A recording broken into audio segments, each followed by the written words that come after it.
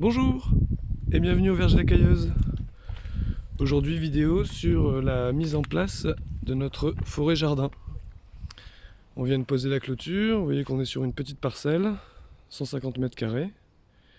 Et je souhaitais vous parler notamment de la gestion de la fertilité à court, moyen et long terme, sans intrants. Tout au long de la vidéo, je vais vous faire des zooms sur les variétés déjà plantées. N'hésitez pas dans l'espace commentaire si vous avez des questions. Sachant qu'on a déjà implanté 18 arbres et arbustes,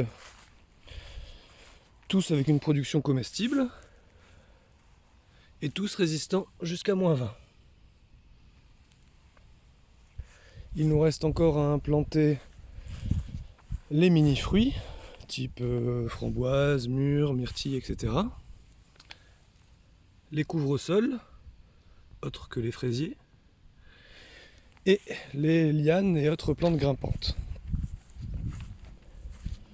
Alors en ce qui concerne la gestion de la fertilité, sur le très court terme, lors de l'implantation, j'ai arrosé avec du purin de tomate, qui a des vertus fertilisantes.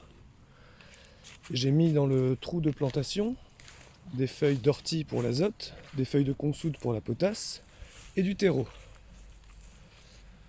Vous pouvez retrouver tout le détail des plantations sur notre compte Instagram. Sur le moyen terme, j'ai utilisé du paillage enrichi en azote, puisqu'il venait du poulailler, du BRF pour la vie du sol, et j'ai implanté à chaque fois au nord de l'arbre, parce qu'elle poussera plus vite, un plant de consoude qui produit une belle biomasse tous les ans. Vous pourrez la faucher en moyenne au moins 3 fois et remettre les feuilles en paillage.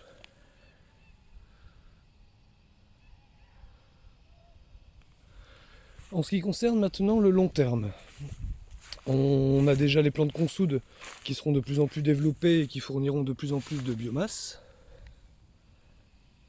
Mais on a également choisi 30% de variétés qui ont la capacité de fixer l'azote. Et enfin, le point le plus important dont je voulais vous parler aujourd'hui est lié à la forêt elle-même et surtout au non-travail du sol. Alors vous avez une super vidéo qui parle de ça, une vidéo qui est une interview d'Hubert Charpentier. On va laisser passer la moissonneuse.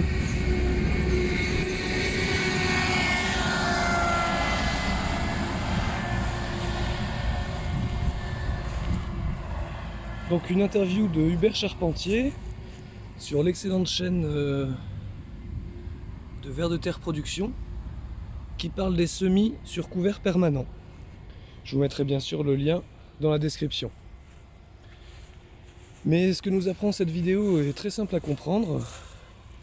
Vous avez plusieurs études qui montrent que la forêt, même quand il s'agit de très grands arbres de 40 mètres de haut, se nourrit principalement sur les 5 premiers centimètres du sol, dans la litière, composée des feuilles qui tombent des branches tout au long de l'année, et qui est accessible, bien sûr, si vous ne travaillez pas le sol, mais pas du tout, même pas un petit peu.